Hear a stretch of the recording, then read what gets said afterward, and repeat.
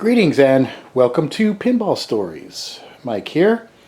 This is a weird one.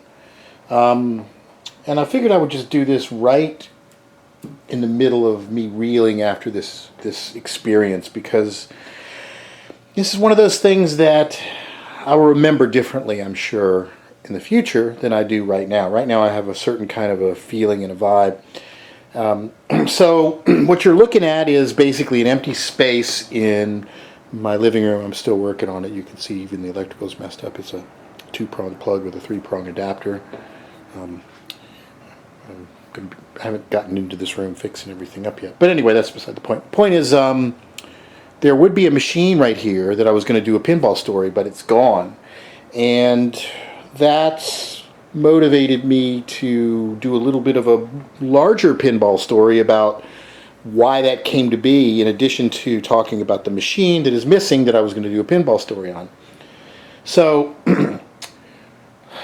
let's back up a little bit, because I think there's going to be a subtext to this story as to why I don't like to sell pinball machines, why I have such a problem selling pinball machines. It's not so much that I really want to hoard them as much as I loathe the whole process of trying to sell pinball machines. And right now, this is in the middle of the whole coronavirus thing. And I had an arcade that I had some games out that closed basically 2 days ago. It was in association with the restaurant, and I had a bunch of games out. And the owner wanted the space for socially distancing the tables, because right now there's restrictions. You can only have like 25% of the people in your restaurant.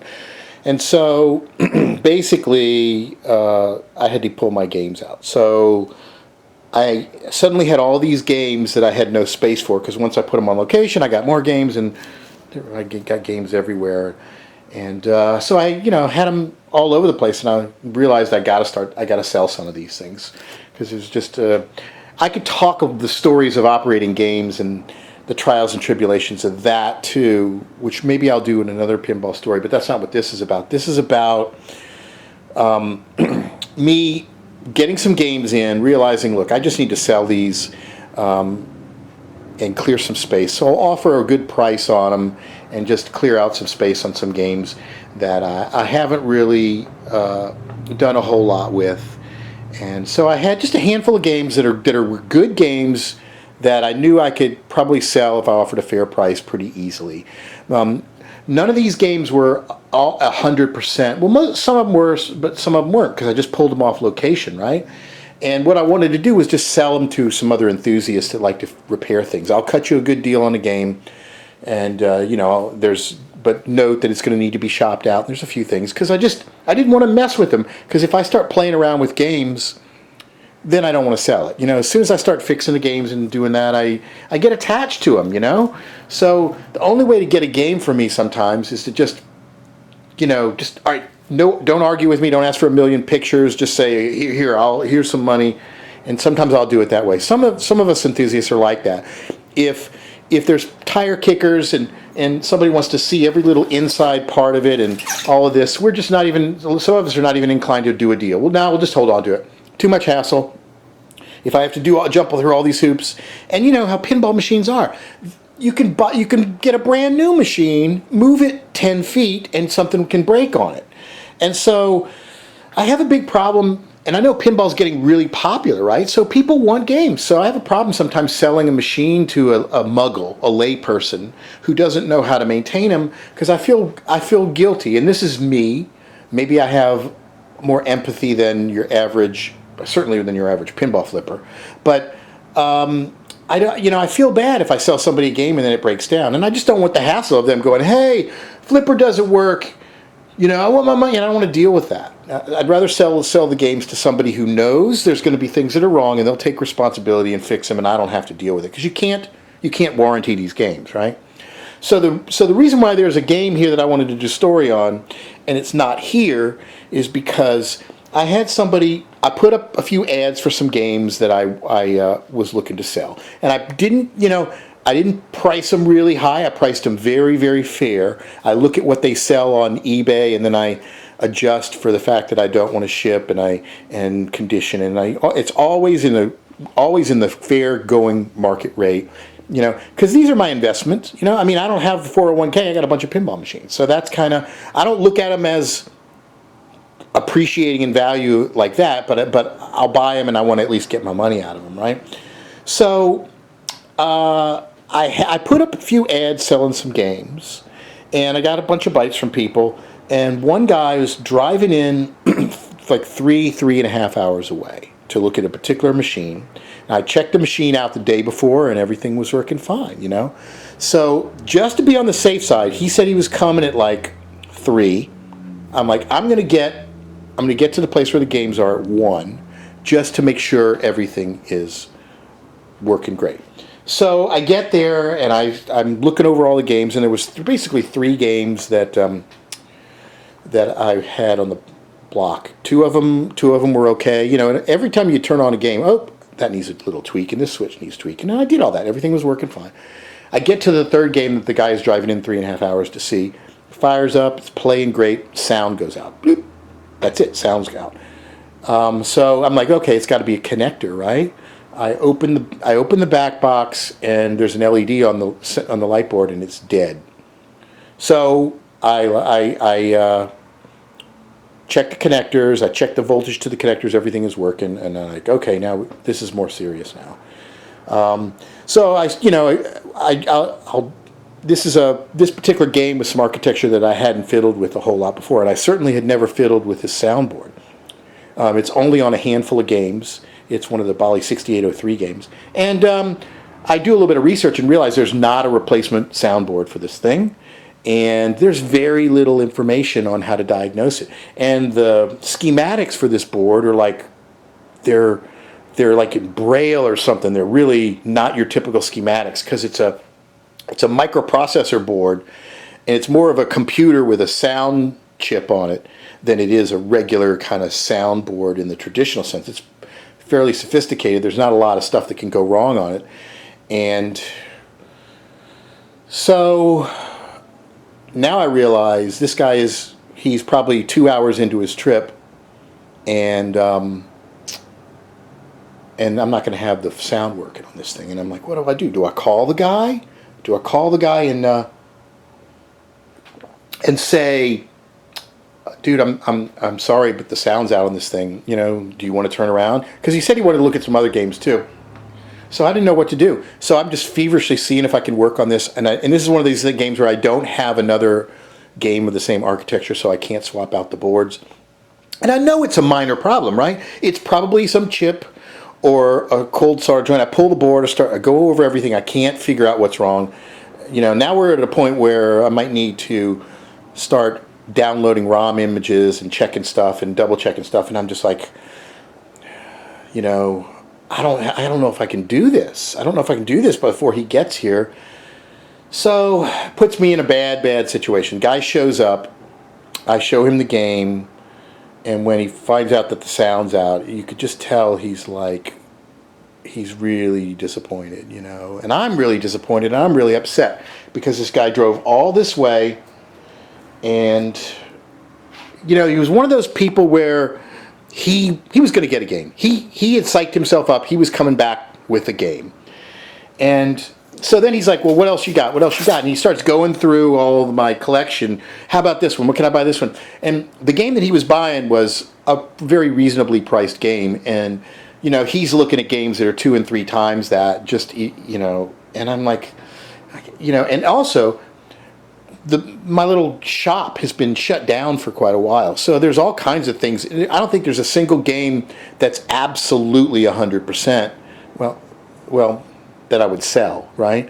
There's a bunches of little games in various states waiting on parts and stuff like that. And I just realized I'm in no shape. This is not a showroom. You can't come over and just look through and go, what about this game? What about that game? Because I don't sell games. It's so rare when I do. So now I'm in this huge mess.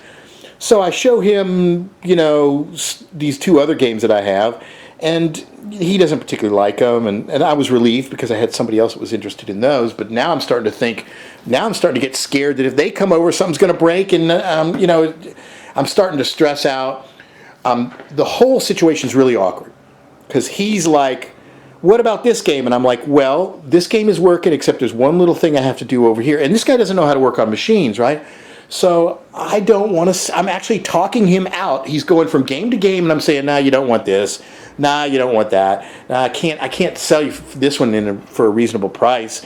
You know, he wanted to buy my Iron Maiden, and I'm like, I can't sell this, and I don't want you to pay what I paid for it, because that's the only way I would sell it, and I wouldn't. He offered to pay what I paid for it. I'm like, I can't. I can't. There's other people that, you know, we have this little social scene, and this is the, you know, these are the people's games, and so it was such a painful situation,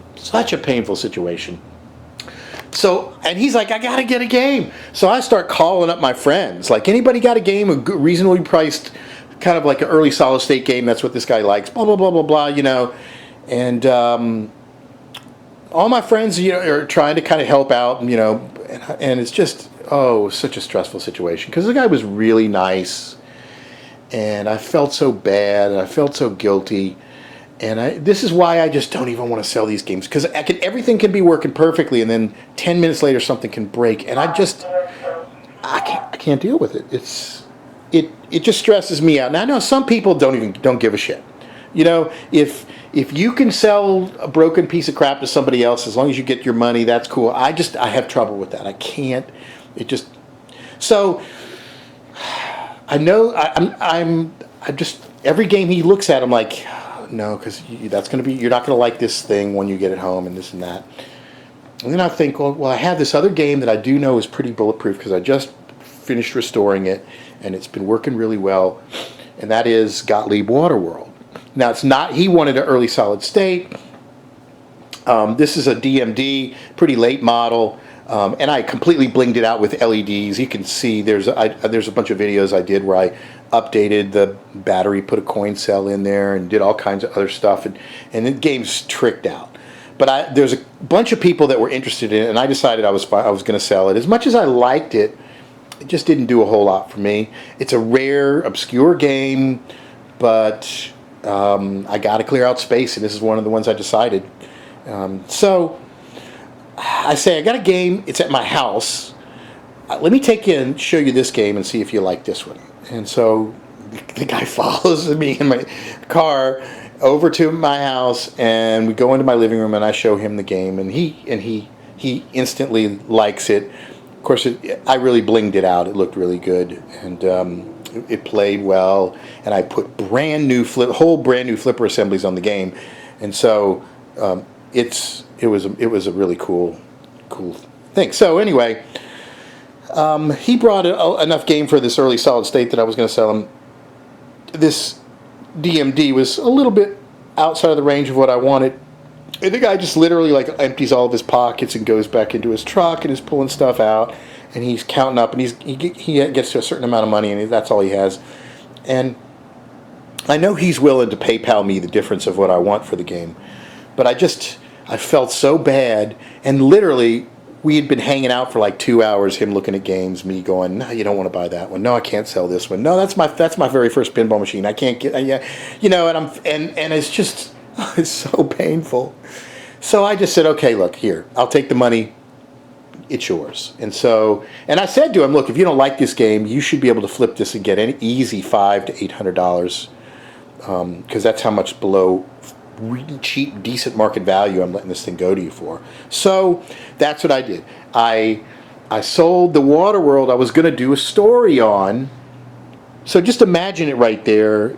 It's one of the best looking pinball machines that I've had in a while, because I put so much effort into putting the dual Comet, dual SMD LEDs in it, and it just blinged. And this is a game that, boy, putting LEDs in it makes it look really, really good. It's got lots of blues and greens in it, and when you put those cool white LEDs, it was great. So imagine it right there, blinking and glowing in all of its glory. It's not there right now because I just helped him load it up not too long ago, and he's driving 3.5 hours back to where he's coming.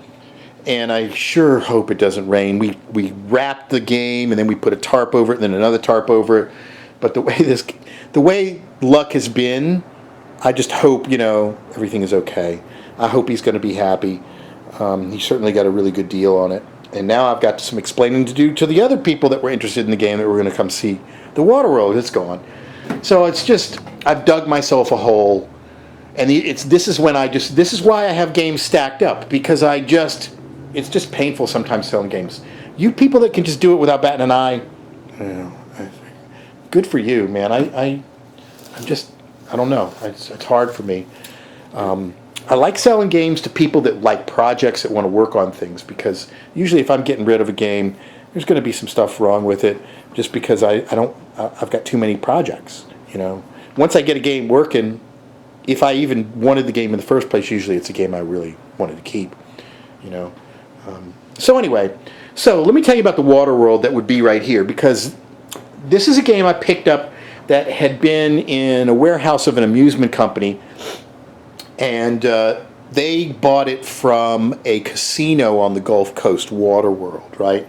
And I probably talked a little bit about this in some of the videos, because I do have some videos of me working on the Waterworld, show you a first look of what it was like when I first got it and all of that. And so I put a lot of work into that. It was an architecture of the 6803, or no, it was the Gottlieb System 3s, I think is what it was. And this game had some, it needed a lot of work, but I got it all working and everything and dialed it in. And I dialed it in to be put on location, and this thing was on location, and it held up. So it was pretty good. So the guy I bought it from got it from this casino, and there's a funny story about the casino, right? Now, so it's Waterworld. It's that movie, the Kevin Costner movie, the one that everybody says is such a horrible movie, but in reality, it's not that bad of a movie. It's just that it was a financial disaster. That's why everybody talks about Waterworld as being such a disaster, because they actually shot the thing over water, and they built this multi-million-dollar set in Hawaii, and everything about the production was just a complete clusterfuck. They all the costs were triple what they anticipated. It went so far over budget. It was just a huge mess. It was a logistical nightmare. They'll never ever do anything like this. It'll all be CGI. Anytime you ever see an outdoor water adventure thing, it's all going to be CGI now because of Waterworld, and what a mess that was. So anyway, this game was at this casino, and the casino had booked Kevin Costner's band to play there. So Kevin Costner's there, and the owner of the casino meets Kevin Costner, and he says to him, "Hey Kevin, great to have you here. Enjoy seeing your band play and all that, and blah blah blah blah blah. And hey, we have one of your pinball machines here. We have Waterworld in the casino. Would you mind taking a picture with the game? We would love to have that, and maybe sign the translate." And Kevin Costner goes, "Fuck no." he says, if I never hear that word again, it'll be too soon. I am not taking a picture. I'm not signing anything with Waterworld on it. Forget it. So, for all I know, he might have touched it. Maybe he kicked it. But it was a funny story of how he absolutely hates anything and everything having to do with Waterworld. So much for that. But I would say, go back and watch that movie. It's fun. It's amusing. It's right up there with Mad Max in terms of Armageddon cheese. And I really had hoped to show you have all the blinky lights while I'm talking this, but I sold the game, just a couple of hours earlier. So there it is. If I ever edit this, I'll throw up a picture or something. But that's it. Thanks for watching. This is why sometimes selling games is more stressful. It's a pain, and that's the story of Waterworld. It came into my life, and now it's gone. And I hope that the guy that got it, his name's Rick, and I hope he enjoys it, and I hope it lasts long and doesn't give him any trouble. And until next time, cheers. See you guys later.